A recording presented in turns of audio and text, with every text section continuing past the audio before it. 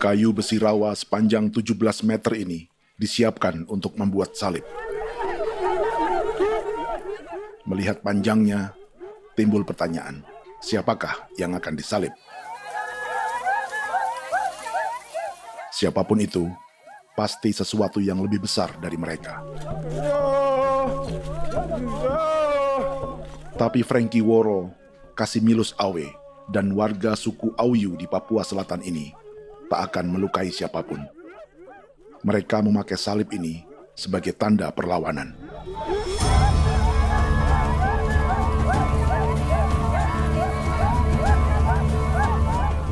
Yang mereka lawan memang lebih besar, yaitu pemerintah Republik Indonesia.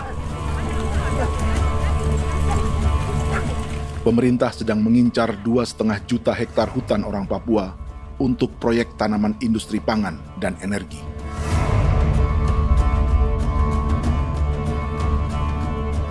Ratusan kilometer dari salib orang-orang Auyu itu, orang Muyu sedang menyiapkan gerakannya sendiri. Tapi kali ini dalam bentuk sebuah pesta. Pesta yang disiapkan oleh marga Kimco Jinibjo selama 10 tahun.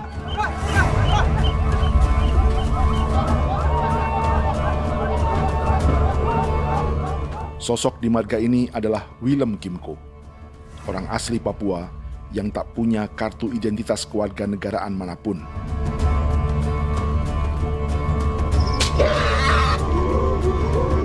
Pesta adat ini sudah cukup langka. Tak hanya di Papua, bahkan di kawasan Pasifik dan peradaban Melanesia. Awalnya bayarnya kalau bukan. Internet ada kode kerem bipnuka, kode kerem bipnuka, dan kita ya kati kode baran dipo. Kami mengambil kok kuning. Ada gagasan dan gerakan sosial di balik pesta orang-orang Muyu ini. Sama dengan gerakan salib merah yang dimulai orang-orang Auyu. Salib ini akan menjadi yang terbesar dari 1.800 salib merah yang telah ditancapkan berbagai suku di Papua Selatan dalam 10 tahun terakhir. Ribuan salib merah yang dipadukan dengan palang adat adalah tanda larangan yang menyatukan unsur-unsur adat dan agama. Kami percaya bahwa kalau memang kami sudah tidak mampu untuk menyelesaikan persoalan ini, dalam hal ini perusahaan tidak bisa masuk, berarti kami minta bantuan kepada nenek moyang dan Tuhan. Atribut perang orang Auyu ini diukir atau dilukis, digambar di batang salib ini dengan tujuan bahwa kami larang dengan sangat keras. Jadi apabila siapapun, baik dari antara kita sendiri yang melanggar batas ataupun pihak lain yang mau mengganggu keselamatan hak tanah adat kami, maka kami siap untuk melakukan ancaman perang. Salib-salib ini tidak ditancapkan di halaman-halaman gereja, melainkan di tanah dan hutan adat, di dusun-dusun sagu, dan di tempat-tempat yang disakralkan. Sebab 1.800 palang adat dan salib ini memang bukan semata tentang agama, tapi untuk mencegah negara dan perusahaan memasuki tanah dan hutan adat mereka. Papua bukan tanah kosong.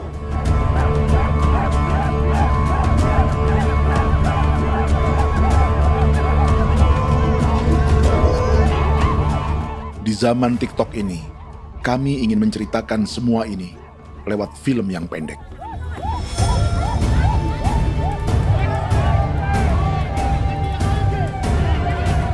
Tapi kami jelas gagal.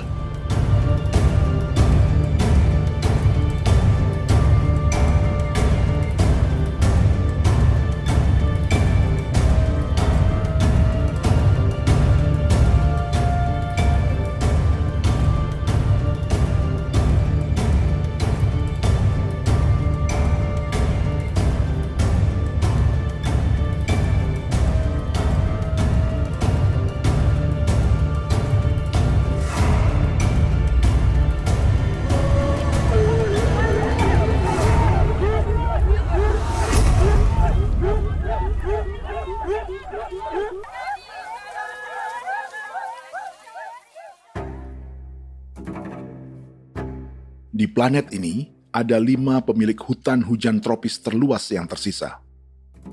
Kongo di Afrika, Brazil, Peru, Bolivia, dan Indonesia.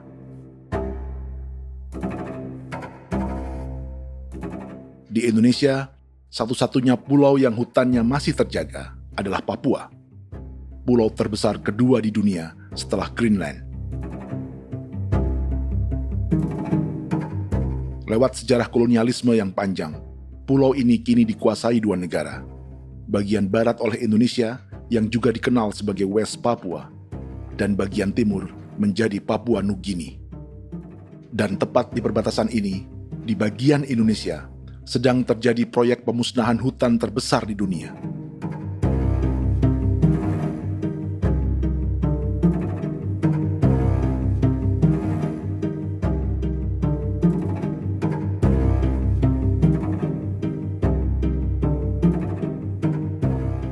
Pemerintah Indonesia sedang membuka lebih dari 2,5 juta hektar hutan untuk sawit, tebu, padi, dan peternakan. Ini disebut proyek strategis nasional untuk lumbung pangan dan energi yang jadi ambisi 3 presiden. Bagian terbesar direncanakan untuk mencetak sawah seluas 1,3 juta hektar. Lalu bagian lain akan ditanami tebu seluas 560.000 hektar untuk gula dan bioetanol. Setiap liter bensin di Indonesia akan dicampur bioetanol 10% atau E10. Ada 10 perusahaan di proyek ini, dan semuanya dimiliki oleh 1 keluarga saja. Berikutnya, ada areal sawit seluas 400.000 hektar untuk biodiesel. Targetnya mencampur 50% solar dengan minyak sawit atau B50. Dan terakhir, pemerintah akan membuka peternakan seluas 380.000 hektar. Jadi, apa yang salah dengan proyek pangan dan energi ini? 5 orang Papua dalam film ini akan menjawabnya.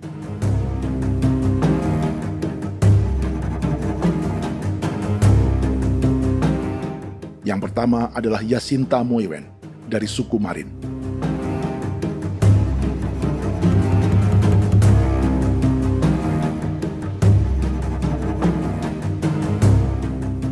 Yasinta dan warga di distrik Ilwayap di Merauke sudah menjadi korban.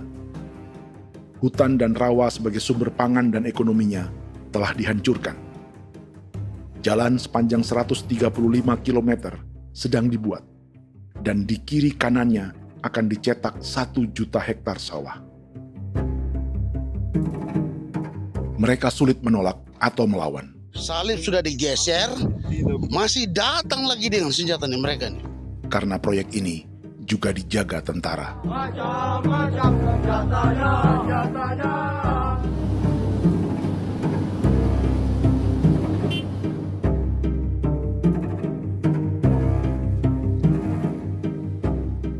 Yang kedua adalah Natalis Buer di distrik Tanah Miring, Merauke.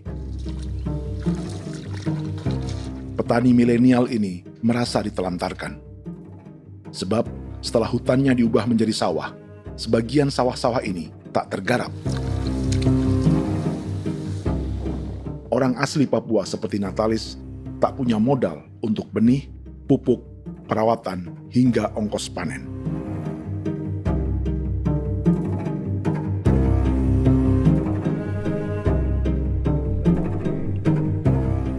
Orang ketiga adalah Vincent Kuipalo dari suku Yenan di distrik Jagebob, Merauke.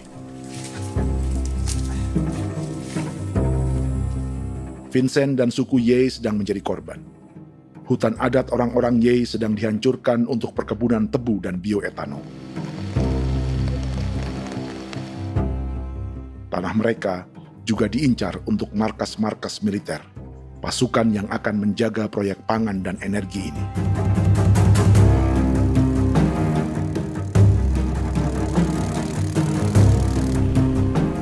Yang keempat adalah Frankie Woro dari suku Auyu di distrik Fofi, Kabupaten Bovendigul. Hutan dan tanah mereka terancam perluasan perkebunan sawit untuk campuran biodiesel atau B50. Orang-orang dari suku Auyu ini adalah calon korban. Merekalah salah satu pelopor gerakan Palang Adat dan Salib Merah.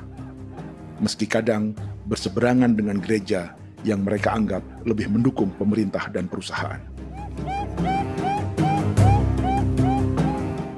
Mereka bahkan sedang merencanakan gerakan yang lebih besar, dengan salib yang lebih besar. Tanah milik Somu Sobisiba itu bahwa tanah ini diciptakan oleh Tuhan dan memberikan warisan kepada kami. Kami ini hanya hak jaga.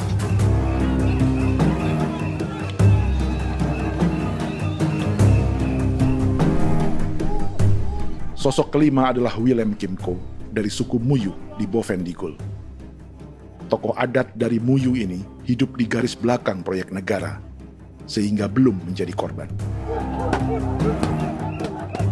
Tapi mereka sedang bersiap menghadapi segala kemungkinan. Tinggal di belantara dan perbatasan membuat sebagian mereka tak punya status kewarganegaraan.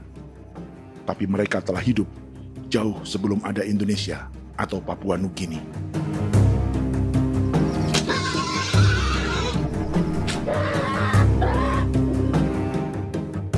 Kelimanya mewakili jutaan orang asli Papua yang sedang terancam eksistensinya.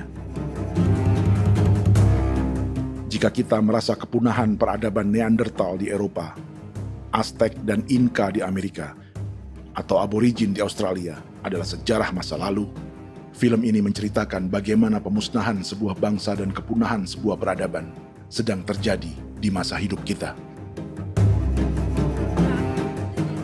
Kepunahan bukan karena kerusakan lingkungan dan ruang hidup semata, juga karena dihantam 60 tahun operasi militer.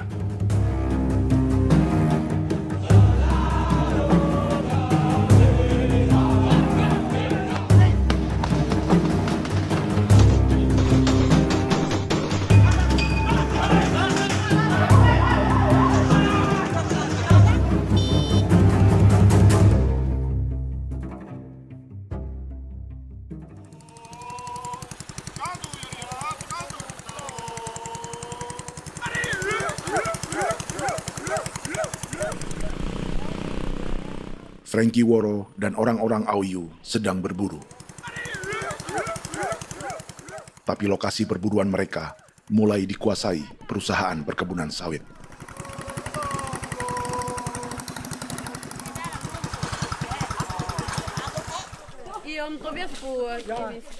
Kita akan menuju arah ke Inabusu. Di sana kami akan masuk di wilayah konsesi perusahaan PT Indo Asiana Lestari, dan di situ ya ada survei-survei mereka yang mereka pernah lakukan, tapi juga kami ada lakukan tanda-tanda saksi di sana.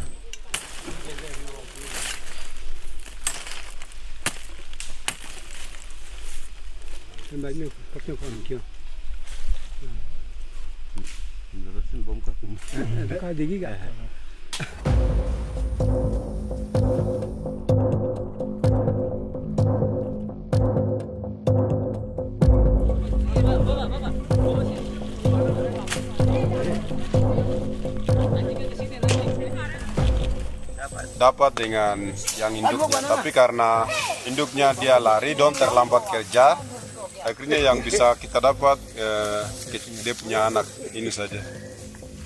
Ini kalau pakai bahan kayak asli.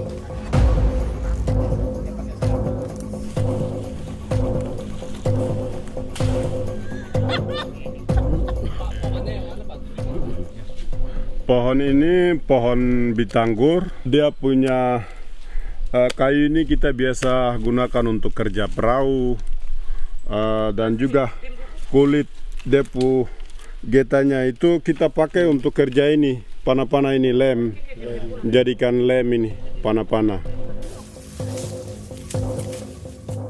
Hutan ini adalah supermarket bagi suku Auyu. Juga lumbung pangan atau bank untuk menyimpan deposito kekayaan alam. Hutan juga tempat yang penuh dengan sejarah suku, situs budaya, dan tempat-tempat sakral. Inilah yang sedang mereka pertahankan dari incaran pemerintah dan perusahaan. Untuk semua alasan ini, mereka menancapkan ribuan salib merah.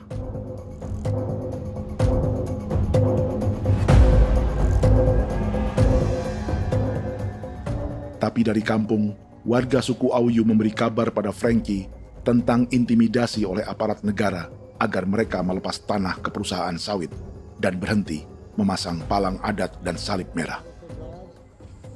Ada beberapa titik yang saya sudah siap, tetapi di sini emergensi dari saya, terutama di Kampung Sokanggon, PT Damai Timber. Dia mengganggu saya dengan menggunakan kekerasan maupun pihak hukum. Dan kemarin saya ada pernyataan penolakan secara resmi, tapi masih tetap dalam menggunakan pihak hukum untuk masuk, untuk harus dituntut saya untuk harus diterima perusahaan itu. Kita di situ ada 15 marga, tetapi 15 marga juga tidak setuju. Marga-marga siapa yang terima dan marga-marga mana saja yang menolak. Nanti kita lihat dari pertimbangan itu, dan di situ dan kita undang mereka untuk bicara dengan kami. Sebagai sosok yang aktif dalam gerakan, warga Auyu terus memberi informasi lapangan kepada Frankie yang tak selalu berada di kampungnya. Pernyataan yang mereka paksa saya untuk tanda tangan itu, tapi sementara saya tidak tanda tangan. Data semua ada di tangan saya. Ya. Baik, kalau gitu itu lebih bagus karena tanda tangan itu yang berbahaya. Iya. Tanda tangan itu yang lebih berbahaya karena sekarang ini modern dan canggih, dan itu yang mereka biasa pakai untuk tipu muslihat. Mereka biasa pakai itu di tanda tangan itu. Betul. Dari Bambisa juga di Sofia dia masuk untuk memaksakan kami marga untuk harus menerima perusahaan itu. Tapi kemarin kami sudah menolak. Babisa di sini nama bosku. Itu yang sekarang strategi militer yang sekarang mereka pakai. Jadi yang penting masyarakat itu yang benar-benar mau menolak siap dukung ketua marga siapa yang nanti tampil. Ini adalah peta konsesi sawit untuk biodiesel dalam proyek strategis nasional. Dan di distrik Fofi inilah orang-orang Auyu hidup dari sungai dan hutan. Tapi Frankie di Bovendigul masih lebih beruntung. Setidaknya dibandingkan Yasinta Mowien di Merauke yang sudah kehilangan hutan dan rawanya.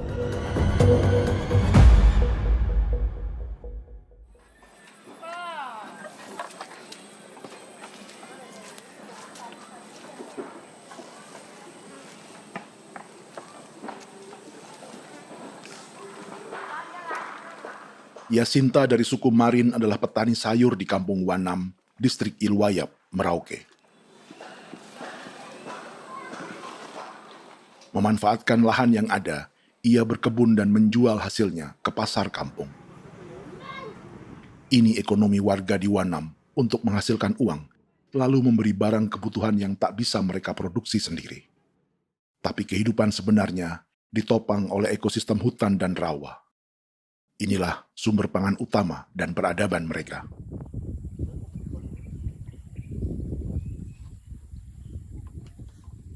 Namun ketenangan ini diusik ketika tiba-tiba pada Mei 2024, di Pelabuhan Wanam datang ratusan alat berat untuk proyek pangan dan energi pemerintah.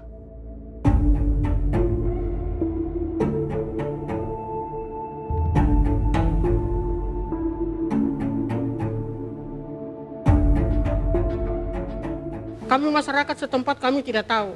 Kami kaget pagi-pagi kapal sudah ada di pelabuhan kami.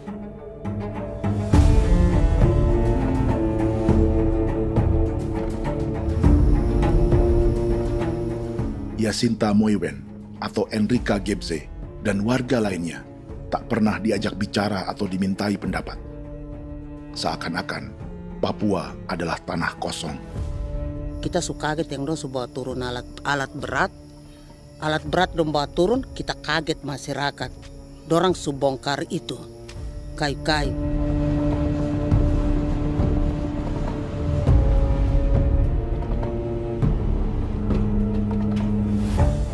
Bersamaan dengan alat-alat berat itu, juga berdatangan tentara Indonesia untuk mengawal proyek pembukaan hutan milik Jacinta.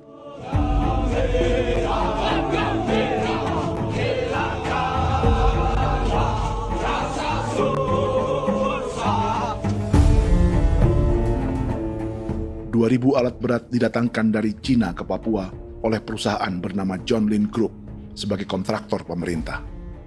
Ini disebut sebagai pesanan eskavator terbesar di dunia dengan nilai 4 triliun rupiah. Misinya membuka hutan dan rawa milik orang Marin, salah satunya untuk membangun jalan sepanjang 135 km. Sementara di kiri kanannya akan dicetak sawah yang ditargetkan seluas 1,3 juta hektar. Jalan berupa garis lurus ini bukan rute tradisional ekonomi masyarakat. Jalan ini akan menghubungkan kawasan perkebunan sawit dan tebu di sebelah timur, juga untuk mobilisasi pasukan militer. John Lin Group adalah perusahaan yang dimiliki Andi Samsudin Arsyad atau yang dikenal dengan Haji Isam. Sebagian orang mengenalnya sebagai pengusaha yang hobi balapan mobil.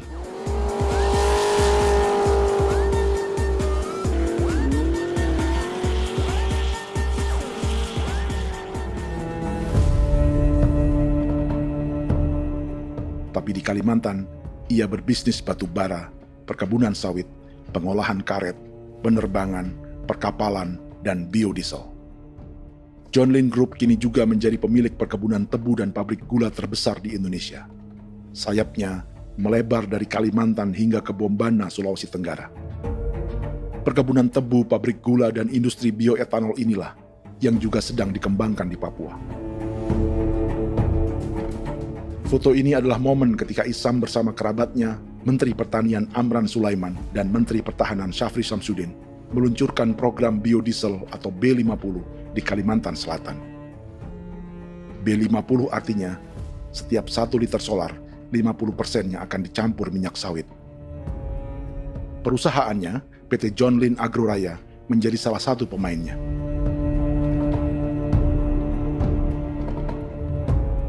Sepanjang tahun 2025, saham PT John Lin Agroraya pernah naik hingga 700%.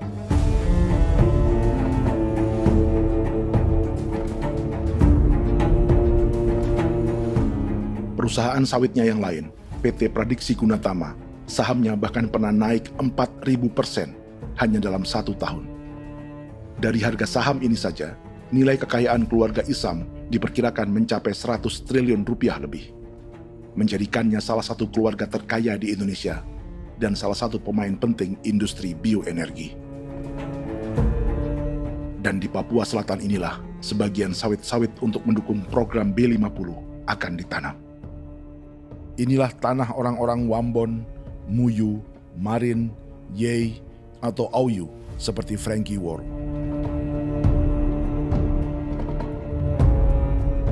Haji Isam pernah menjadi tim kampanye nasional Presiden Joko Widodo dalam pemilu 2019 saat melawan Prabowo. Bintang Mahaputra Utama diberikan kepada Saudara Andi Syamsuddin Arsyad. Beliau berjasa luar biasa dalam mendorong pertumbuhan ekonomi daerah maupun nasional. Setelah menjadi presiden, Prabowo memberi gelar kehormatan Bintang Mahaputra Utama pada Isam.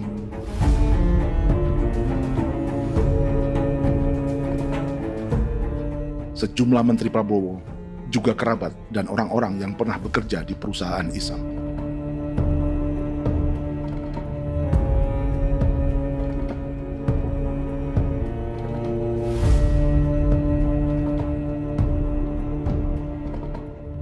Lawan sebesar inilah yang sedang dihadapi Jacinta di kampung Wanam, Merauke.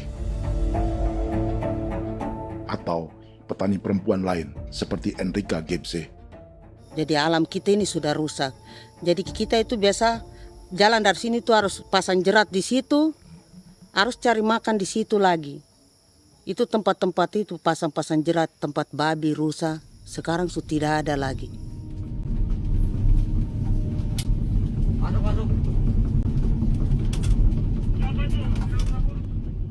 Rekaman ini memberi gambaran bagaimana Kasuari kehilangan rumah di bekas hutan dan rawa yang telah dibabat.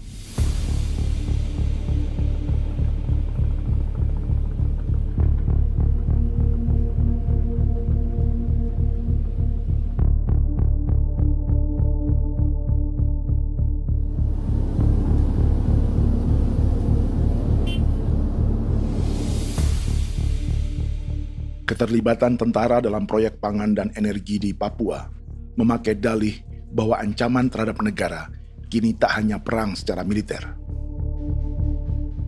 tapi juga melalui pangan dan energi. Kementerian Pertahanan pun terlibat karena proyek ini dianggap operasi militer selain perang. Jadi tugas kamu adalah menjaga sumber cadangan pangan nasional. Macam-macam senjatanya, Proyek ini menambah panjang alasan mempertahankan kehadiran tentara di Papua dalam 60 tahun terakhir.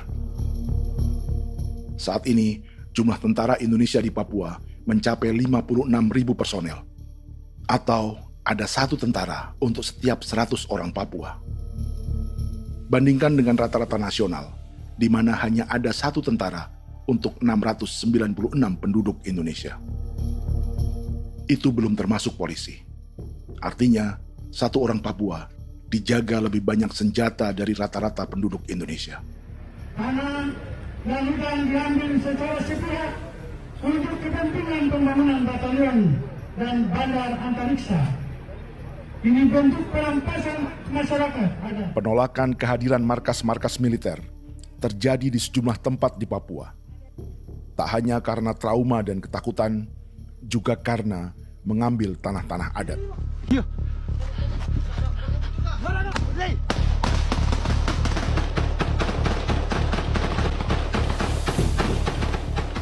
Salah satu alasan mengapa militer terus ditambah di Papua, karena masih ada perlawanan dari Organisasi Papua Merdeka atau OPM selama 50 tahun terakhir. Ayo. Tapi kekuatan militer OPM diperkirakan hanya 1.430 personel dan 360 pucuk senjata.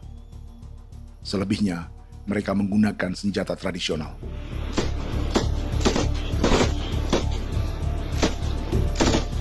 Dengan demikian, kekuatan tentara dan polisi di Papua 58 kali lebih besar dari gerilyawan Organisasi Papua Merdeka.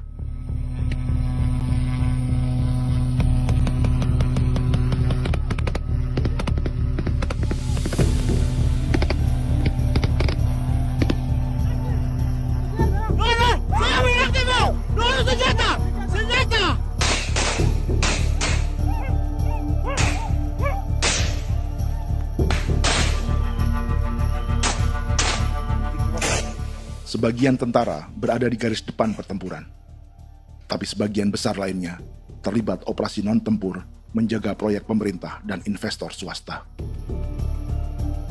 Seperti Batalion Infanteri Teritorial Pembangunan di distrik Jagebob, Merauke ini.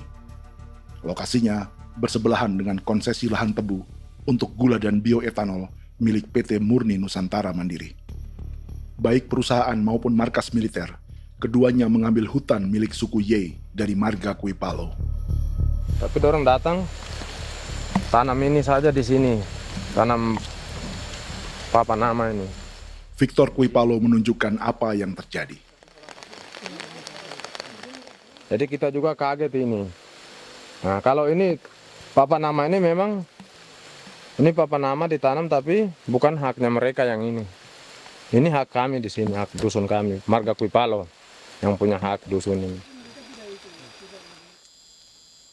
Setelah memasang patok, alat berat mulai bekerja untuk membangun markas militer di tanah orang Ye.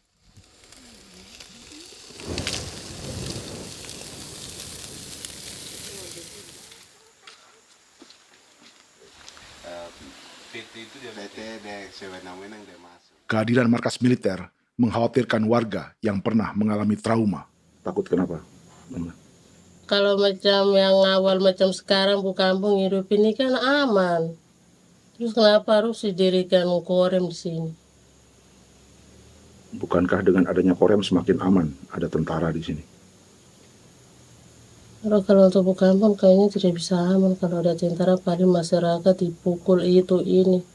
Kalau kampung hidup begini malah saya sejahtera dan saya punya masyarakat. Apa pernah ada pengalaman buruk sebelumnya dengan tentara di daerah sini? Ada yang cerita waktu pos-pos di sini tuh di 13, 12 itu zaman katanya Patimura. Memang kasihan. Malah kita punya orang ini yang dianiaya betul, dipukul. Disuruh kerja bakti tidak mau atau lama mencari, namanya kita pangkur sagu itu butuh waktu 1 minggu. Kalau lama begitu ya paling diseret apa pukul itu.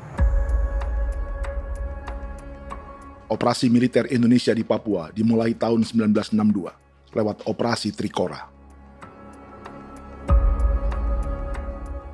Tapi perlawanan bersenjata pertama di Papua baru dilakukan tahun 1965 di Manokwari. Nanti tanggal 1 Mei jam 12.30 pemerintahan di Irian Barat mutlak akan jatuh di tangan.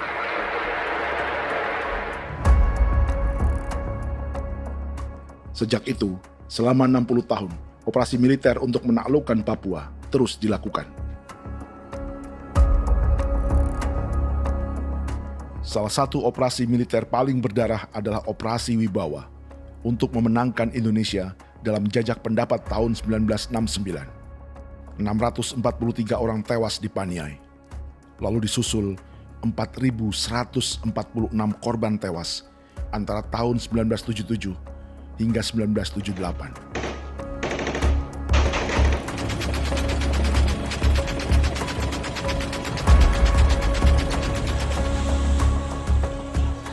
Operasi militer ini menimbulkan gelombang pengungsian hingga kini. Dewan Gereja Papua mencatat 103.000 orang menjadi pengungsi pada tahun 2025 dan nyaris tak diberitakan media-media Jakarta. Jumlah pengungsi terbesar tercatat di Nduga yang mencapai 20.000 jiwa.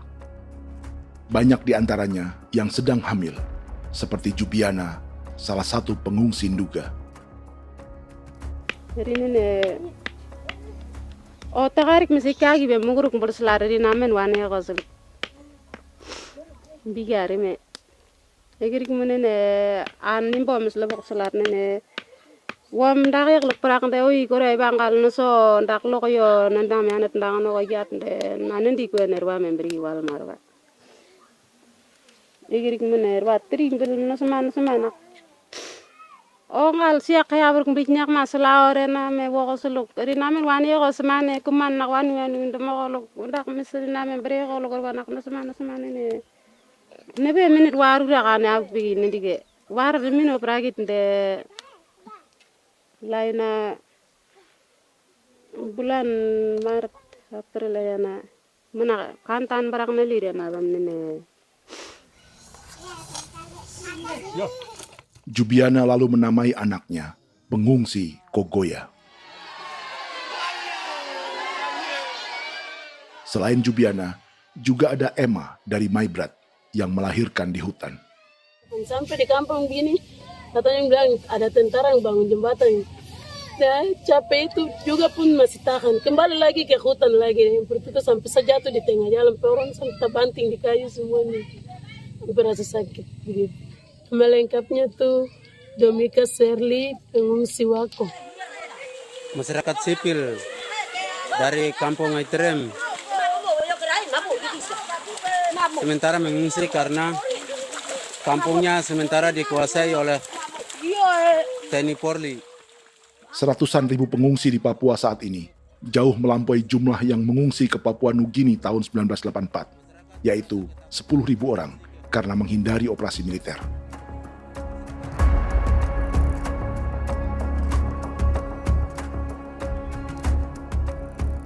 Bersamaan dengan operasi militer, eksploitasi sumber daya alam Papua juga dilakukan sejak masuknya tambang emas dan tembaga Freeport pada tahun 1967.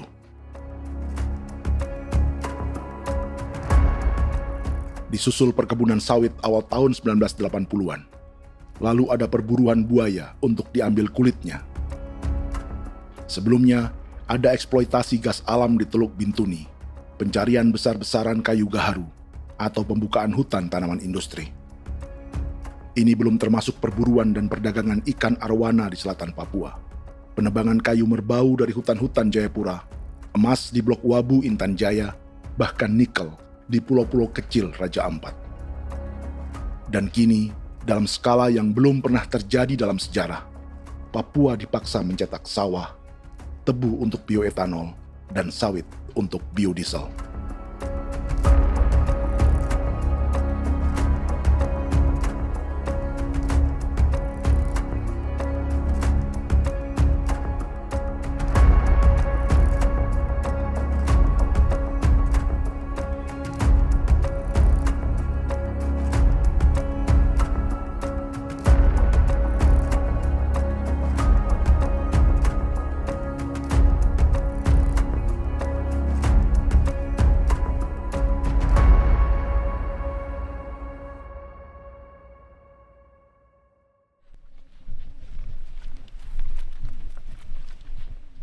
Inilah yang sedang menimpa keluarga Vincent dan Victor Kuipalo di Merauke. Hutan mereka diambil untuk markas militer dan industri perkebunan, PT Murni Nusantara Mandiri. 1 dari 10 perusahaan yang diberi konsesi untuk menanam tebu dan memproduksi gula serta bioetanol seluas 52.000 hektar.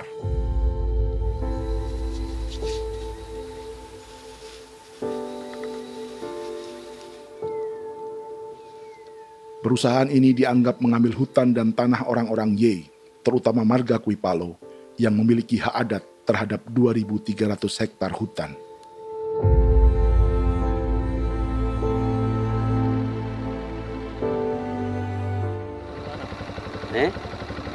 Tentara? Tentara. Oh iya, tentara.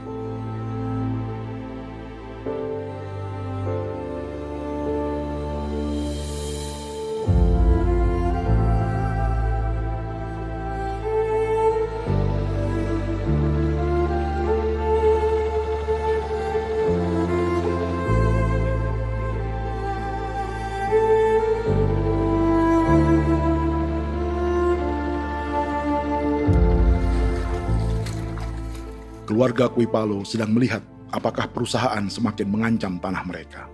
Dan kekhawatiran itu terbukti. Iya, makanya tadi saya bilang ini dari sini saja dekat ini sudah masuk di dalam ujung lapang ini. Ini hutan, yang ini hutan yang dorong ada bongkar sekarang ini. Ini sudah punya alat sudah dekat ini. Dekat sekali ini. Ini di sini.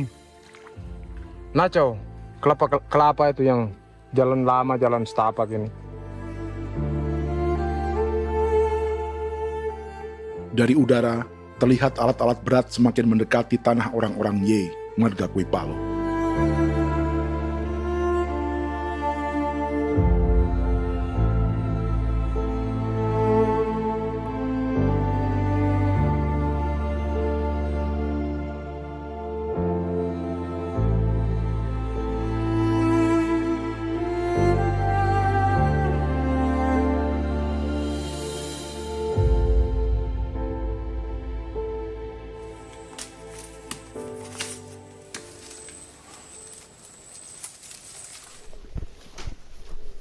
Keesokan harinya, Victor dan kerabatnya memberi tanda cat merah di pohon-pohon yang berada di batas tanah mereka.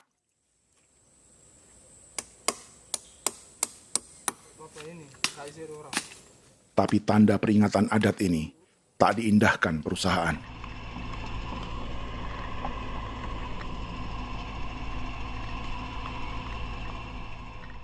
Dua bulan kemudian, perusahaan tetap memasuki tanah marga Kuipalo. Sama-sama.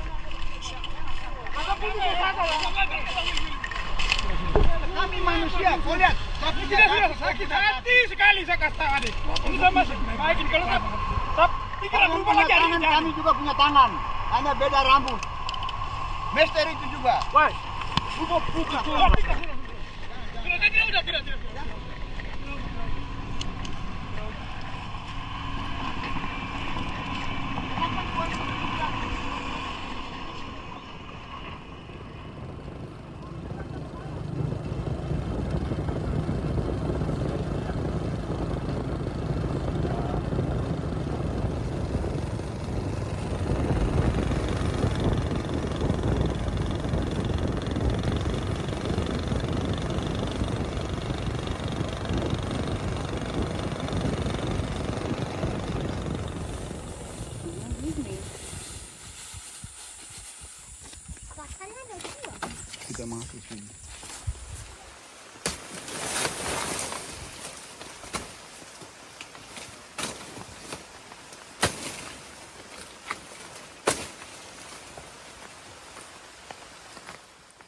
Jadi ya untuk itu seperti saya katakan tadi, apakah lebih baik kita tidak usah ada kah atau bagaimana, kita pisahkan, pisahkah dari negara ini kah? Jangankan tuh, saya kemarin bicara sama Daniel, datang sama saya dengan persoalan Kodam ini. Saya bilang, Pak Daniel, kalau lebih baik saya ngungsi ke Papua Nugini. Dia bilang, aduh Bapak jangan begitu. Ya memang, kalau tidak bisa menghargai kami, lebih baik pilihan yang itu yang saya memilih. Lebih baik saya pindah dari sini. Saya mengungsi ke Papua Nugini, di negara tetangga. Masih di laut. Apa? Ada ini. Tapi saya bilang sama Kapolsek, Pak, Agustus ini, 17 Agustus saya tidak kasih naik bendera merah putih. Saya bendera ada, nanti saya taruh di meja.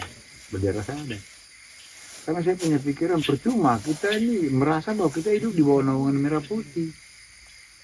Ternyata merah putih tidak lindungi kami. Tidak anggap kami sebagai kami rakyatnya. Dia lambang negara.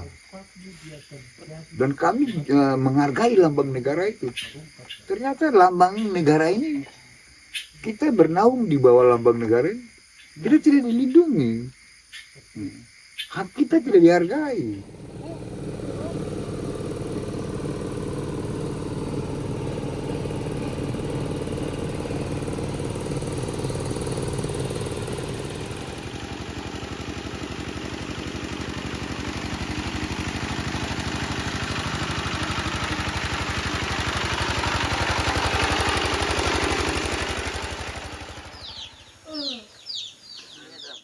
Marga Kuipalo dari suku Ye terus mendapat teror dan intimidasi agar melepas tanah mereka yang hanya dihargai Rp300.000 per hektar.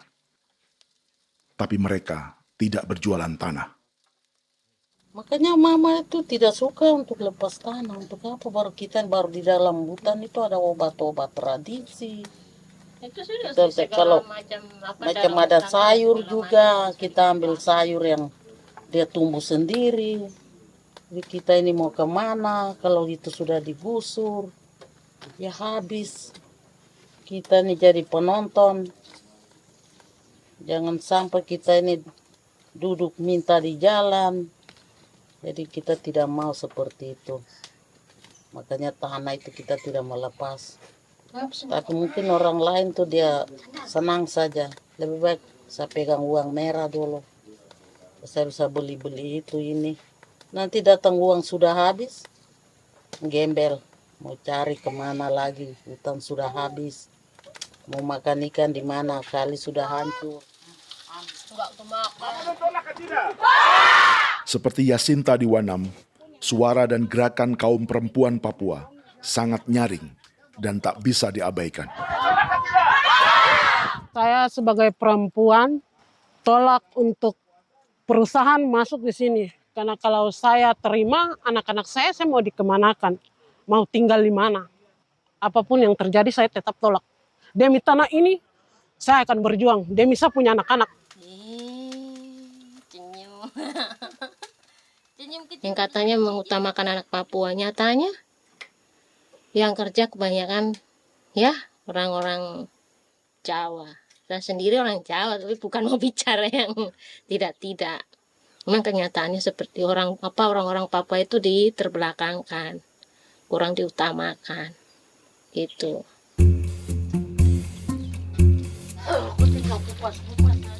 Proyek food estate seperti mencetak sawah, bukannya tak diikuti warga Papua.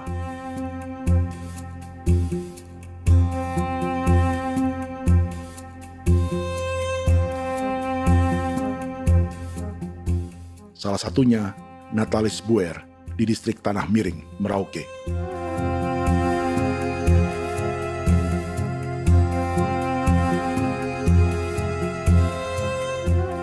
Setelah menghabisi hutan, pemerintah Indonesia mencetak sawah untuk tanaman padi karena beras mulai menjadi makanan pokok menggantikan sagu.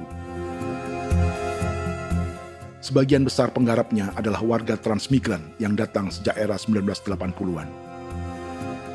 Bahkan petani transmigran sudah ada sejak Belanda membuka proyek padi kumbe di distrik Kurik.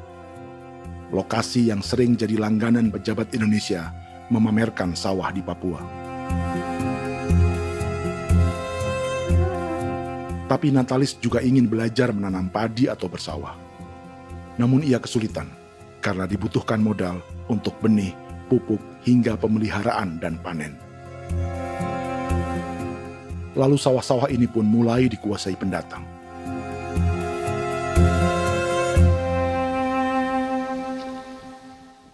Tapi sejauh ini di kampung kami ini yang saya lihat memang ada kelompok kami punya di sini yang sudah tergabung dalam Gapoktan, kemudian masuk dalam optimalisasi lahan. Tapi baru saya anak asli yang punya lahan di sini. Mereka tidak punya.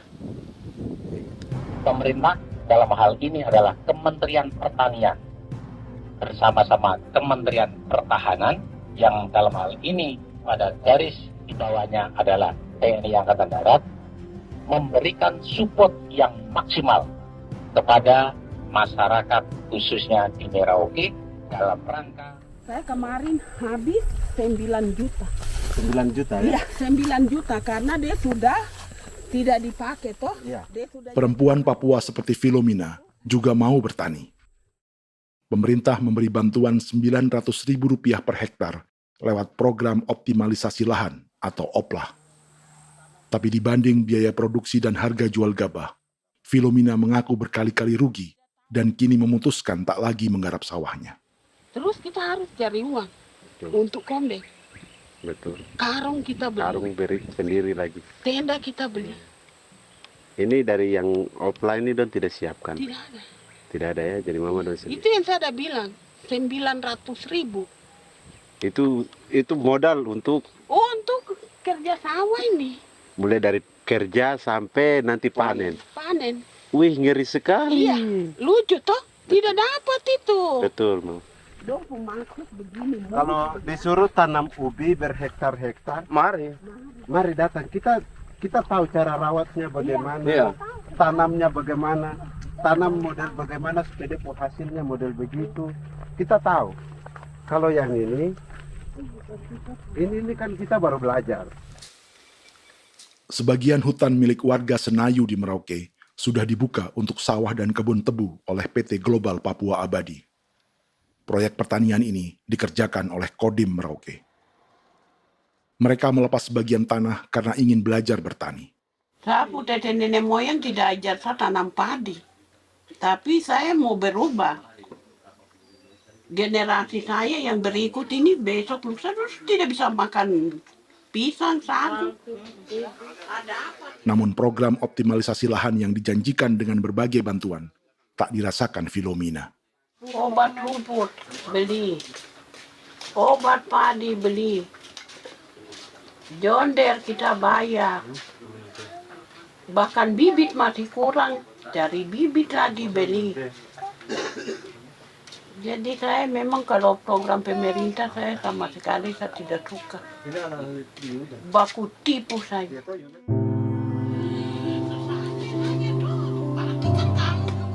Mereka merasa ditinggalkan sendiri, jatuh bangun belajar bertani padi. Sementara sumber pangan dan air yang semula mudah didapat, kini telah berganti sawah dan kebun tebu.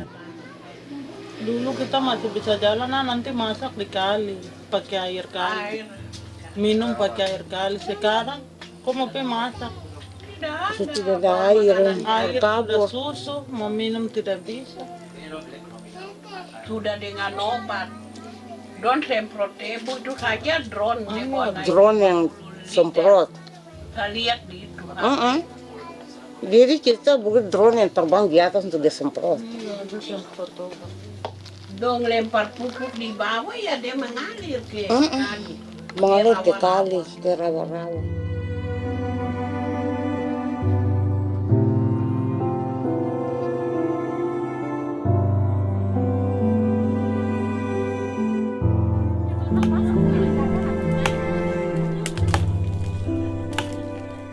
Seperti pertanian sawah bagi orang Bali atau Toraja, bagi orang Auyu dan suku-suku lainnya di Papua Selatan, sagu juga bukan semata tentang pangan.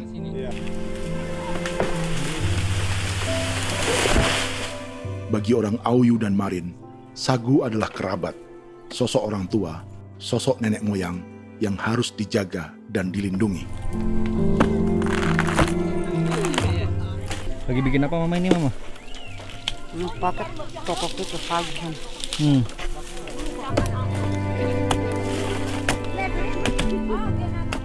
Kami diingatkan oleh leluhur, sagu itu tidak boleh digusur dan tidak boleh diganggu dengan cara apapun, dan di dalam rangka kepentingan apapun tidak boleh. Kamu harus bela, bahkan sampai nyawa pun harus menjadi taruhan demi membela keselamatan keberadaan sagu di atas tanah ini.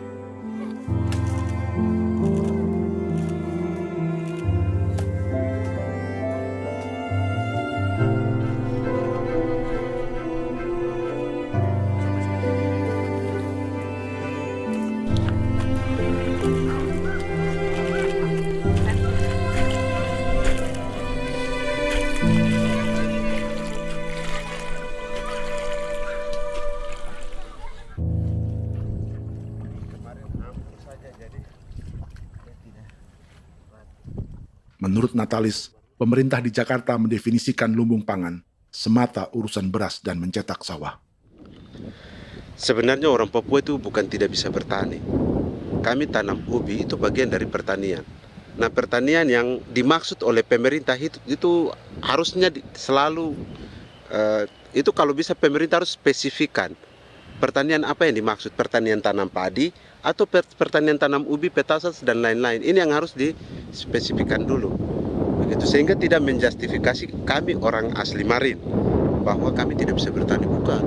Kami buka kebun besar-besar di sana, bahkan bermeter-meter, ratus-ratus meter pakai sekop, bukan pakai ekskavator, tapi ini pakai skop. Itu pertanian, begitu. Bagi Natalis, alih-alih memaksimalkan sawah-sawah yang sudah ada untuk petani Papua, pemerintah selalu membuka hutan baru, seperti dikerjakan perusahaan John Lynn Group dan melibatkan tentara. Padahal, sejarah keterlibatan militer dalam proyek food estate atau cetak sawah adalah sejarah kegagalan yang bertubi-tubi 4 presiden selama 30 tahun terakhir.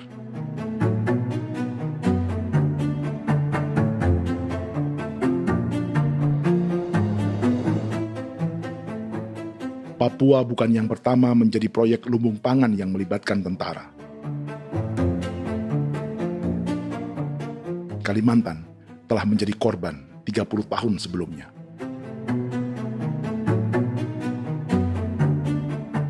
Ini adalah bekas hutan yang sudah dibuka di Pulang Pisau, Kalimantan Tengah. Tahun 1996, di era Presiden Jenderal Soeharto, ia menghabisi 1 juta hutan di lahan gambut untuk mencetak sawah demi memenuhi ambisi swasembada beras, bukan swasembada pangan.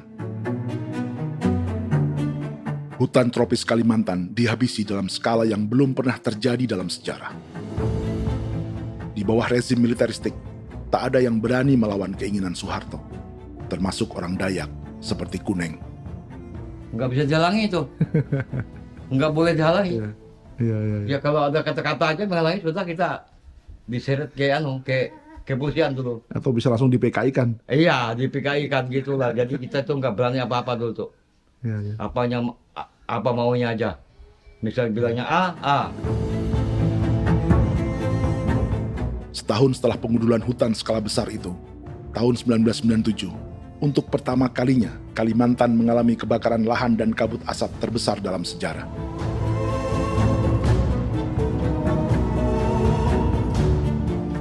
Sebagai ilustrasi, ini kondisi kabut asap tahun 2015.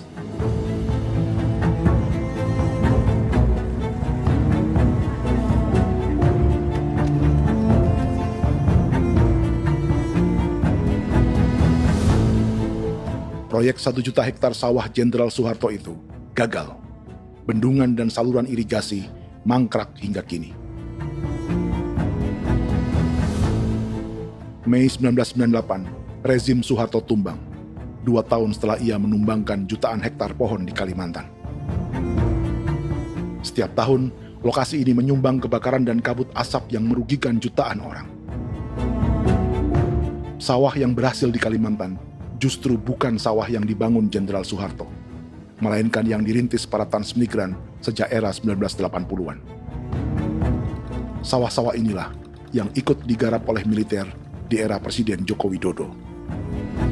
Dan hasil dari proyek food estate Presiden Jokowi itu sama sekali jong nih, nggak ada harapan lagi sudah seperti ini.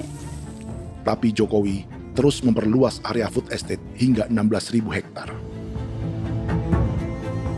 Presiden Jokowi juga menyerahkan urusan lumbung pangan ini kepada Prabowo yang saat itu menjadi Menteri Pertahanan. Salah satunya di Kabupaten Gunung Mas, Kalimantan Tengah, untuk membuka perkebunan singkong seluas 31.000 hektar. Food Estate Singkong Jenderal Prabowo ini dimulai dengan membuka 600 hektar hutan di Tawai Baru. Proyek singkong untuk bioetanol ini pun dijaga tentara. Dan seperti Jenderal Soeharto, proyek Jenderal Prabowo ini pun gagal.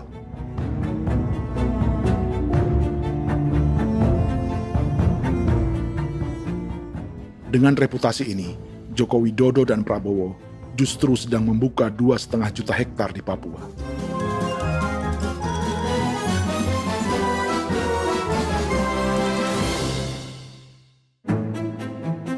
Setelah Jenderal Soeharto, Presiden Jenderal Susilo Bambang Yudhoyono juga mencoba membuka food estate di Papua sejak tahun 2010. Namanya Merauke Integrated Food and Energy Estate atau MIFE. Proyek ini juga gagal. Lalu di lokasi yang sama, Jokowi berusaha meneruskan dengan proyek mencetak sawah 1,2 juta hektar yang juga gagal. Sekarang yang paling siap adalah 1,2 hektar.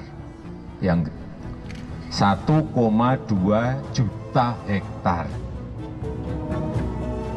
Dan kini, Prabowo yang pernah gagal dengan 600 hektar singkong di Kalimantan justru akan mengulangi di Papua dengan skala 2,5 juta hektar.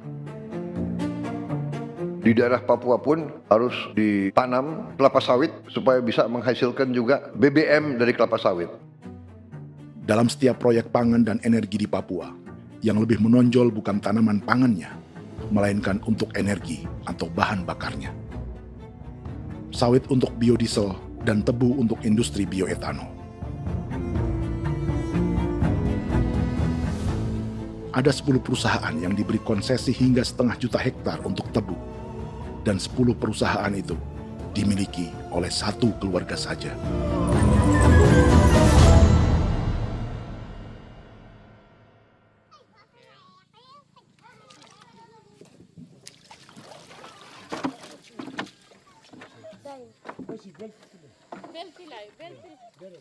Para perempuan Auyu di Bovendigul akan berangkat memancing. Priska Beni membantu menyiapkan perahu.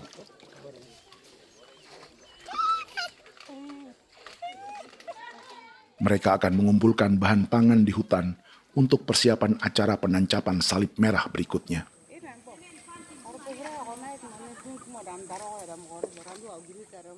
Priska sudah mengambil posisi memancing.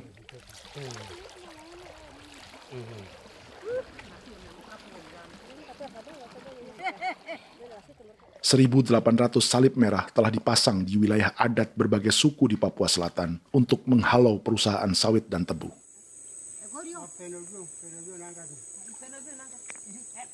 Maria Tebung yang paling muda datang membawa hasil.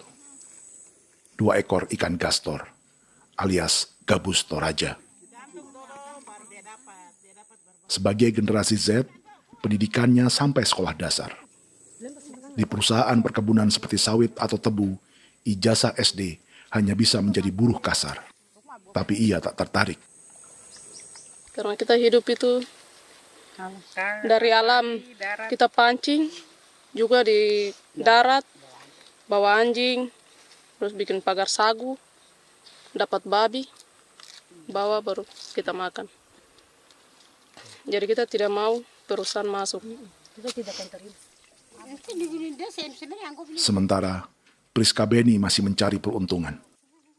Tapi baginya, menjadi nelayan di Sungai Fofi masih lebih baik daripada bekerja 9 tahun di perkebunan sawit. Sudah pengalaman, jadi kita tidak mau lagi. Seberapa lama ketika kerja itu? Selama di sana. 9 tahun di sana. 9 tahun? Saya baru pulang dari perusahaan. Selama 9 tahun kerja di sawit, bisa punya rumah kah? Atau Tidak. motor kah? Tidak. Johnson kah? Tidak. Cuma makan saja. Pendapatan juga kan tidak lebih. Habis dimakan.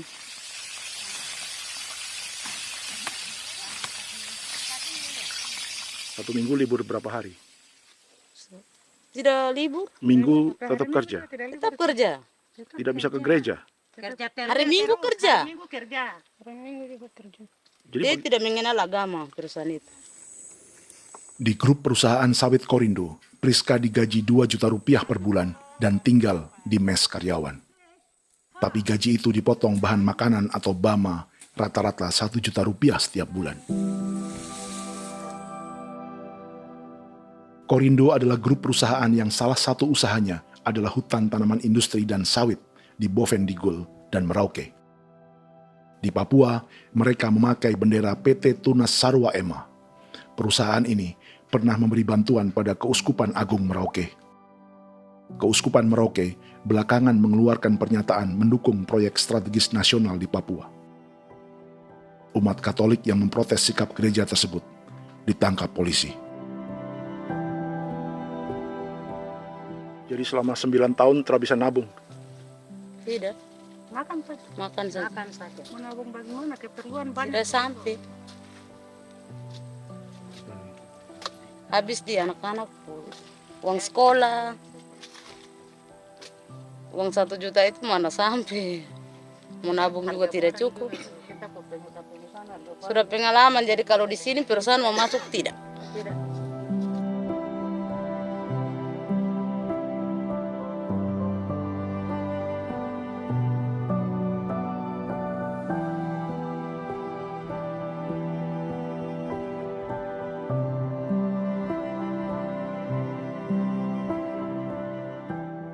Dan menu makan siang seperti ini agaknya sulit bagi buruh sawit atau tebu yang digaji 2 juta rupiah per bulan. Generasi Z seperti Maria Tebung atau generasi milenial seperti Priska Beni punya matematika ekonominya sendiri. Sawit untuk biodiesel atau tebu untuk bioetanol tak akan ada bedanya bagi mereka.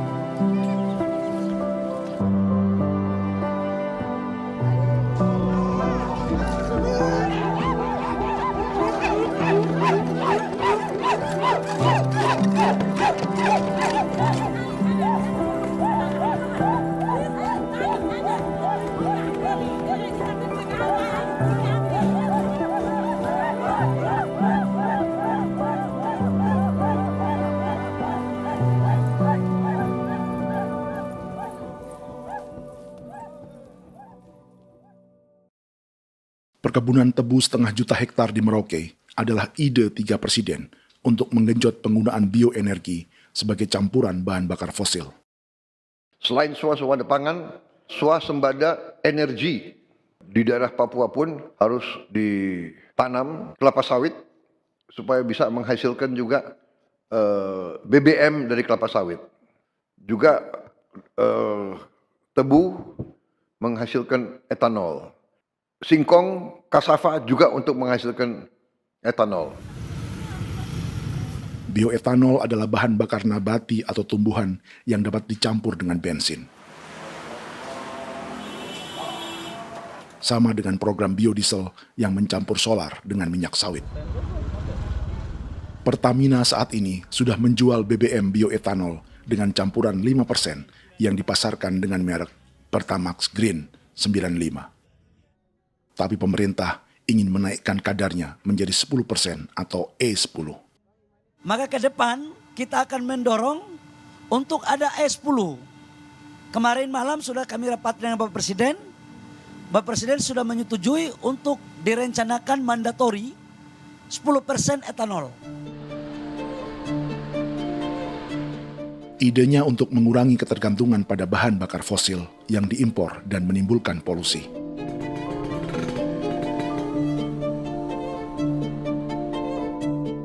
Tapi bioetanol bukannya tak mengorbankan lingkungan, hutan, rawa, dan manusia. Karena program E10 membutuhkan 7,3 miliar liter bioetanol, maka lahan yang dibuka untuk menanam tebu bisa mencapai 1,3 juta hektar. Sementara saat ini, luas perkebunan tebu di Indonesia hanya 500 sampai 600 ribu hektar. Artinya, butuh lahan baru hingga 800 ribu hektar untuk menanam tebu. Dan 500 ribu hektar diantaranya sedang dibuka di Papua. Hutan yang tadinya untuk menumbuhkan pangan, berubah jadi tanaman untuk bahan bakar di jalanan. Kecepatan pulihnya hutan beradu dengan jumlah dan kecepatan kendaraan di jalanan.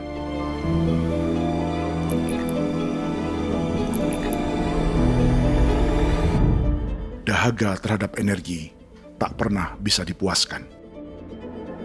Setelah minyak sawit untuk biodiesel, dunia kini merambah singkong, jagung, dan tebu untuk bioetanol. Benua Amerika, Eropa, sebagian Afrika, hingga separuh Asia kini mulai memakai bioetanol sebagai campuran bahan bakar.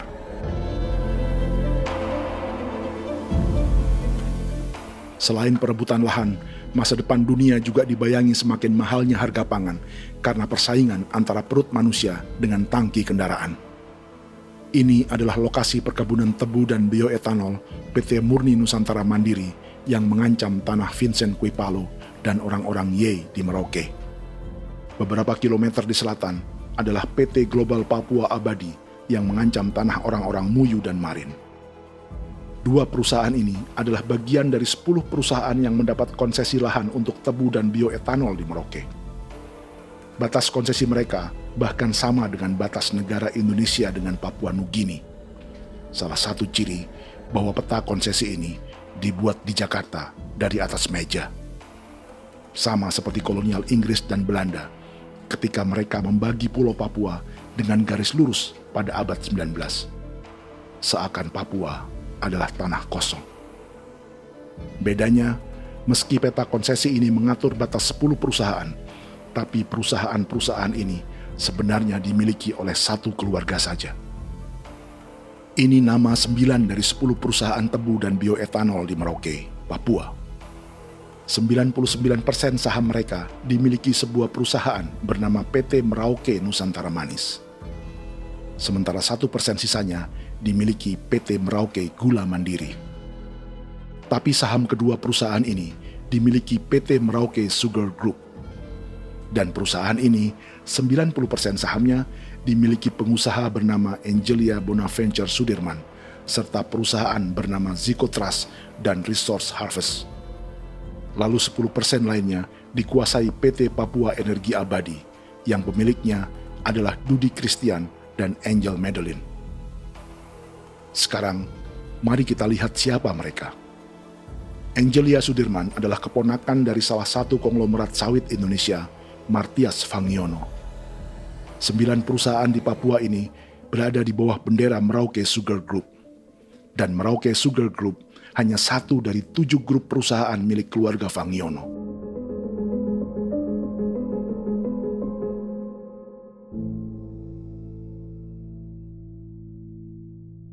Ini Martias Fangiono. Seperti Haji Isam, Martias selama ini dikenal sebagai pengusaha sawit yang kini merambah bisnis tebu dan bioetanol. Ini momen saat penanaman perdana tebu di Merauke bersama Presiden Joko Widodo Juli 2024. Di sini juga ada anak Martias Fangiono, yaitu Wirastuti Fangiono. Wirastuti adalah salah satu yang menonjol dari keluarga Fangiono. Tahun 2025, Forbes mencatatnya sebagai konglomerat termuda dengan kekayaan 23 triliun rupiah yang mengendalikan 2 grup usaha, FAP Agri dan Surya Dumai Industri. Keduanya adalah perusahaan sawit dan biodiesel. anak dan bapak ini adalah investor utama bagi Jokowi dan Prabowo untuk proyek tebu dan bioetanol di Papua. Sementara yang ini adalah Martua Sitorus, pemilik raksasa agribisnis dunia, Wilmar International, yang juga memegang konsesi sawit di Papua lewat berbagai perusahaan. Tapi Martua kini memakai bendera baru, yaitu KPN Corporation atau Karunia Prima Nastari. KPN inilah yang memiliki kelindan bisnis dengan keluarga Fangiono untuk proyek tebu Merauke. Apalagi grup Wilmar yang didirikannya juga pemain gula utama di Australia. Tahun 2010, Wilmar membeli 100% saham perusahaan gula terbesar Australia, Sucrogin. Akuisisi senilai 1,5 miliar dolar Amerika ini langsung menjadikan Wilmar pemain tebu terbesar kelima dunia. Sebagian bibit tebu yang ditanam di Merauke adalah varietas yang dikembangkan Lembaga Riset Gula Australia atau Sugar Research Australia. Sugar Research Australia lalu menjalin kontrak pengembangan bibit dengan PT Global Papua Abadi milik Fangiono. Tapi masalahnya, Sugar Research Australia adalah badan publik yang tugasnya memajukan petani tebu dan sebagian dananya berasal dari pajak warga Australia. Itu artinya, warga Australia membiayai pengembangan bibit tebu untuk investor dan pemerintah Indonesia. Dokumen ini menunjukkan bahwa lembaga yang dibiayai warga Australia itu pernah memiliki kontrak penyediaan bibit dengan PT Global Papua Abadi milik keluarga Fangiono. Kontrak itu baru berakhir pada November 2024. Artinya, saat Presiden Jokowi dan keluarga Fangiono menanam bibit tebu pada Juli 2024 ini, kontrak itu masih berlaku. Nama lain dalam keluarga ini adalah Siliandra Fangiono, yang pada tahun 2024 dijuluki Raja Sawit Termuda dengan kekayaan 39 triliun rupiah dalam catatan Forbes. Ia mengendalikan grup First Resources. Secara umum, keluarga Fangiono memiliki 20 perusahaan di Sumatera, 32 perusahaan di Kalimantan, 1 di Jakarta, 2 di Singapura, dan 25 perusahaan di Papua. Di Papua, perusahaannya tersebar dari Sorong, Mapi, hingga Merauke. Para politikus dan pejabat Indonesia terus membesarkan konglomerasi, meski Martias Fangiono pernah divonis 1,5 tahun penjara karena kasus pembalakan liar dan kebun sawit ilegal tahun 2007. Sementara tahun 2022, Wilmar terlibat kasus korupsi ekspor minyak sawit dan divonis mengembalikan kerugian negara 11,8 triliun rupiah. Tumpukan uang ini disebut sebagai pembayaran dari grup Wilmar yang diterima secara simbolis oleh Presiden Prabowo pada Juni 2025 lalu. Tapi peran raksasa biodiesel dan bioetanol dunia ini belum akan surut di Indonesia. Bahkan sebaliknya. Sebuah dokumen presentasi bisnis dari Wilmar International Limited pada tahun 2010 ini bisa menjadi petunjuk. Presentasi ini bagian dari proses pembelian 100% saham raksasa tebu Australia, Sucrogin. Dalam presentasi ini, Wilmar mengaku ditawari konsesi lahan 200.000 hektar di Papua, atau dulu disebut Irian Jaya, untuk menanam tebu. Dengan penerbangan hanya 2,5 jam dari kantor Sucrogin di kota Townsville ke Merauke, Wilmar akan mengawinkan bisnis gula dan bioetanolnya menjadi pemain dunia. Dan lokasi yang diincar oleh Wilmar adalah distrik Ilwayap di Merauke, kampung halaman Yasinta Moiwen. Dan persis disinilah, 14 tahun kemudian, ribuan eskavator John Lynn Group milik Haji Isam mulai membuka hutan sebagai kontraktor pemerintah. Presentasi dan gagasan ini dibuat oleh Wilmar pada Juli tahun 2010. Sebulan kemudian, Agustus 2010, pemerintah Presiden Susilo Bambang Yudhoyono meluncurkan proyek Lumbung Pangan dan Energi Merauke atau Merauke Integrated Food and Energy Estate. Targetnya membuka lahan 1 juta hektar dalam 5 klaster yang masing-masing 200.000 hektar. Angka yang sama dengan presentasi Wilmar. 5 tahun kemudian, 2015, giliran Presiden Joko Widodo yang mau melanjutkan proyek pangan dan energi 1,2 juta hektar. Menjelang pensiun sebagai presiden, Jokowi kembali menggencarkan proyek ini dan melibatkan Prabowo sebagai Menteri Pertahanan. Jokowi lalu mendukung Prabowo sebagai presiden berpasangan dengan anaknya, Gibran Rakabuming Raka sebagai wakil presiden. Kini, setelah menjadi presiden, giliran Prabowo yang melanjutkan proyek bioetanol dan biodiesel dengan memobilisasi militer dan melibatkan pejabat-pejabat yang juga para elit partai koalisinya.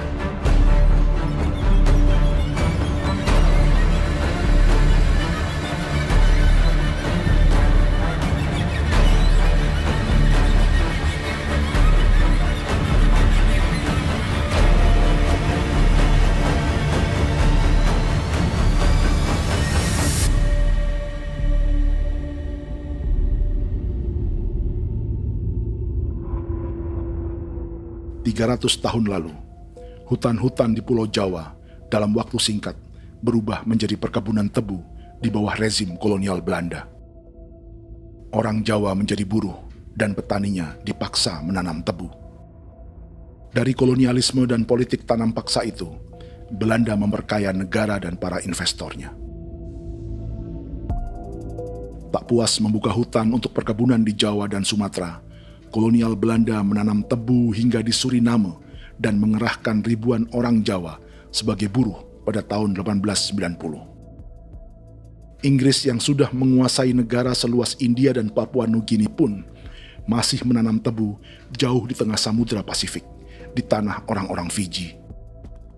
Lalu memindahkan puluhan ribu orang India menjadi buruh di sana. 200 tahun sebelumnya, ratusan ribu orang Afrika bahkan diperbudak untuk bekerja di perkebunan-perkebunan tebu Spanyol dari selatan Eropa hingga Karibia, Kuba, atau Jamaika. Jika dulu tebu menjadi gula atau emas putih, kini cerita kolonialisme tebu berlanjut di Papua untuk bahan bakar nabati atau bioetanol. Dan seperti semua cerita tentang kolonialisme, akan ada yang berpesta dan ada yang membayar. Dalam setiap cerita pesta kolonialisme, baik di Jawa, Karibia, atau di Papua, selalu melibatkan para elit lokal, dari pejabat, perwira, hingga agamawan. Tapi dalam setiap kolonialisme, juga selalu ada cerita tentang mereka yang mempertahankan diri dan melawan.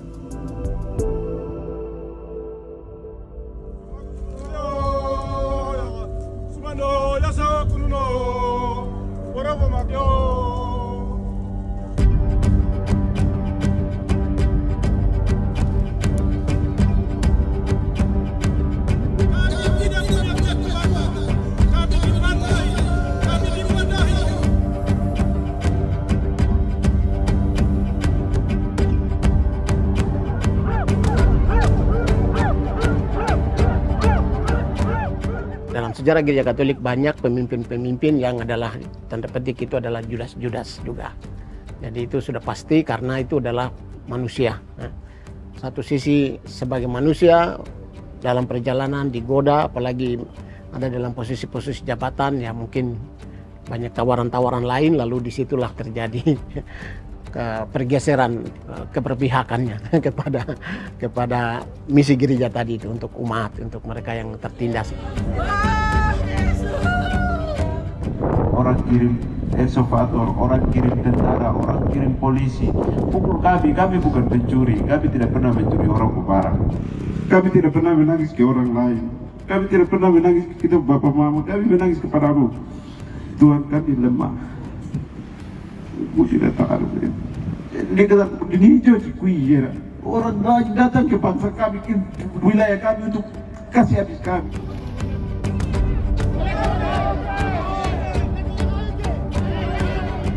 Kimam Dehi, Ya Kimam Dehi, Bono Ya Hadikul Dehi, Bono Ya Hadikul Dehi.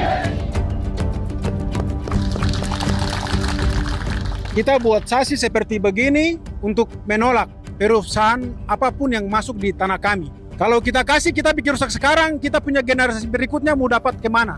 Jadi kita nyatakan sikap di sore hari ini, kami tolak. Apa yang dilakukan pemerintah untuk PSN adalah kejahatan. Pemerintah bagian dari kejahatan, aktor perusak dan pembunuh terhadap negara, terhadap alam, hutan, terhadap manusia. Jadi negara jadi aktor pembunuh. Jadi Pilatusnya siapa? Negara, pemerintah Jakarta ini. Tanah Wiu bukan kosong. Masyarakat adat kami siapa? Perusahaan tolak. Lihat asal.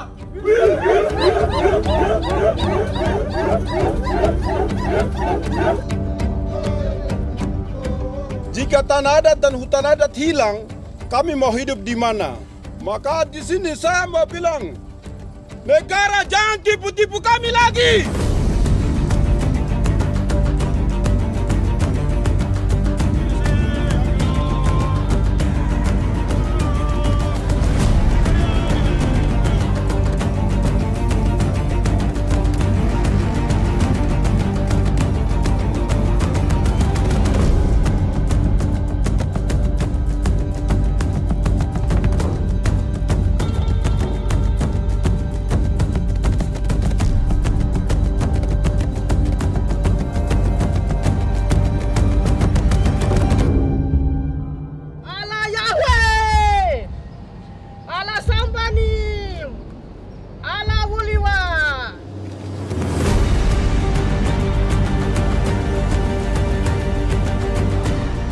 Kalau kami dianggap orang Papua itu bagian daripada republik ini, tolong hargai kami.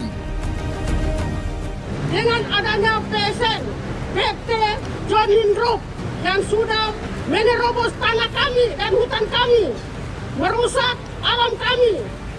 Itu yang kami datang ke Jakarta jauh-jauh dari Papua.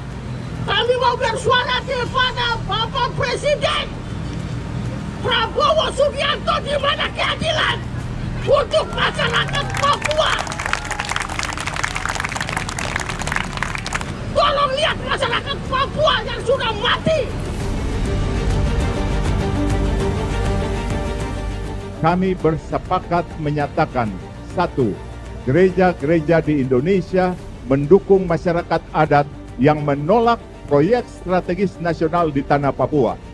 2. Gereja-gereja di Indonesia menolak militerisme dan otoritarianisme di Indonesia.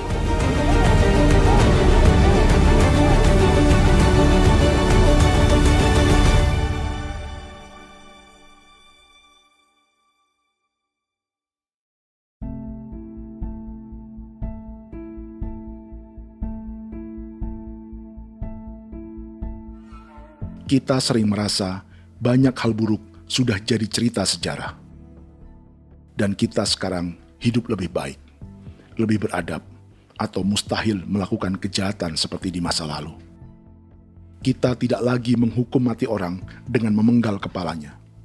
Kita menembaknya atau menyuntik racun agar tertidur dan mati. Tapi ada hal-hal yang tak berubah. Salah satu pembantaian yang kuat di ingatan kita adalah kejahatan Nazi atau genosida di Rwanda. Padahal pembantaian juga sedang terjadi di masa kita, seperti di Gaza, Palestina. Penghancuran sebuah peradaban seperti Indian di Amerika atau aborigin di Australia juga kita anggap masa lalu. Sekarang kita merasa lebih baik dan lebih toleran. Padahal proses penghancuran bahkan pemusnahan yang sama sedang terjadi terhadap bangsa Melanesia di Papua. Begitu juga dengan praktik kolonialisme. Kita merasa penjajahan seperti dilakukan Portugis, Inggris, atau Belanda sudah menjadi sejarah. Dan Indonesia tidak mungkin menjajah. Padahal itulah yang sedang terjadi dan dirasakan di Papua.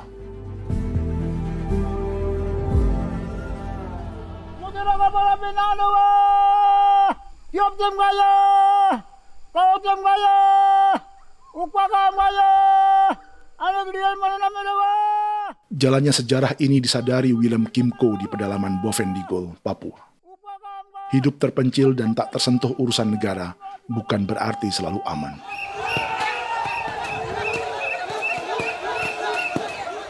Untuk sampai di tempat ini, orang-orang Muyu menempuh 2 hari berjalan kaki mengarungi hutan, lembah, dan sungai. Termasuk mereka yang datang dari perbatasan Papua Nugini. Mereka berkumpul untuk memenuhi undangan pesta adat yang disebut Awon Atatbon atau Pesta Babi. Yang mengundang adalah marga Kimco Jinipjo. Yang dituakan di marga ini adalah Willem Kimco. Ia tak punya kartu tanda penduduk dan kewarganegaraan manapun, baik Indonesia atau Papua Nugini. Tahun 1984, 10.000 orang Papua, terutama suku Muyu, mengungsi ke Papua Nugini untuk menghindari operasi militer Indonesia, termasuk Willem Kimco.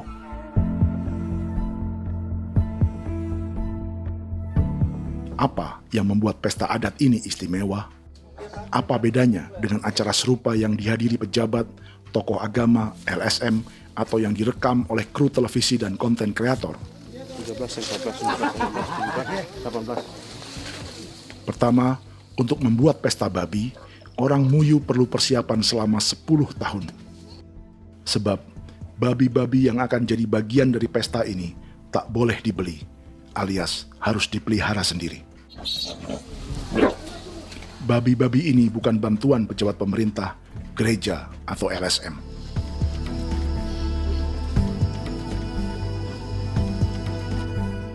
Yang kedua, babi-babi ini tidak dipelihara di kandang. Jadi punya nama babi ini kah? Harimau. Harimau? Harimau.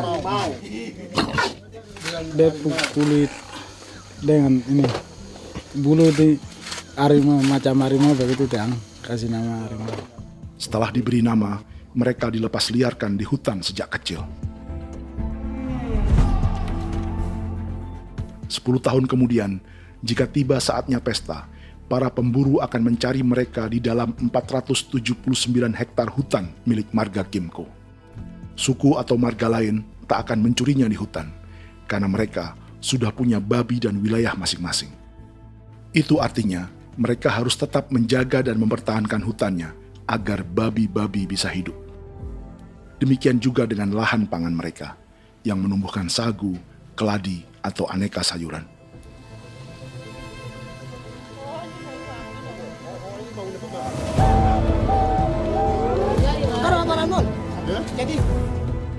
Yang ketiga, dalam Awon Atatbon atau pesta babi, binatang ini tidak dimakan secara gratis. Setiap marga atau klan dalam suku Muyu akan membayar jerih payah tuan rumah menjaga hutan dan memelihara babi.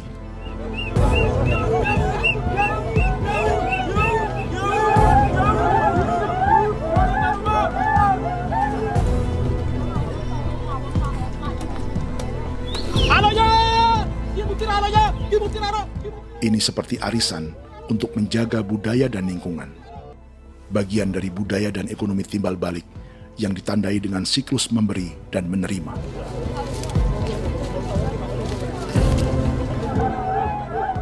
Ini juga cara orang Muyu membangun dan memperluas aliansi. Awon bet begul bet, ulan yau kando bet, asat bet anani, asat bet yang liga anani, oh, ado amten anani, menini tu na jaga, kepo kemo ko di mana, kepo kemo mayat ni, kep tetek no mayango, kep kanin bet wini ke iftore wen, ni wen ni tu na jaga dek me, oke, kepo nanti kutu kemo, kepo kepasa kutu orang. Kene man gini wan jo. Koko kati bolon ja bengo. Koko kuning bolon ja. Jika Willem Kimco dan marganya bisa menjaga hutan dan wilayahnya, marga lain ikut diuntungkan sebagai sebuah ekosistem. Demikian juga sebaliknya. Alasan keempat, mengapa pesta babi ini memiliki tempat khusus dalam peradaban orang Muyu, karena Willem Kimco khawatir peradaban mereka akan punah, menyusul ancaman terhadap ekosistem dan hutan. Setiap marga atau klan harus mengkonsolidasi diri dan membangun aliansi.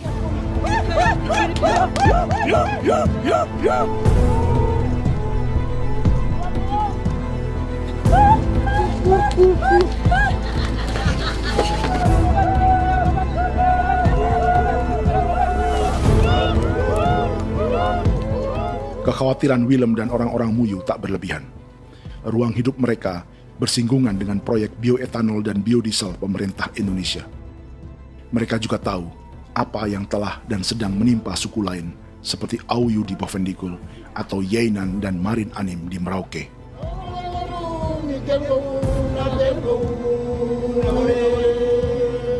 Jika suku-suku lain menggunakan palang adat dan salib merah sebagai gerakan perlawanan, orang-orang Muyu memakai pesta babi untuk mempersiapkan diri dan konsolidasi.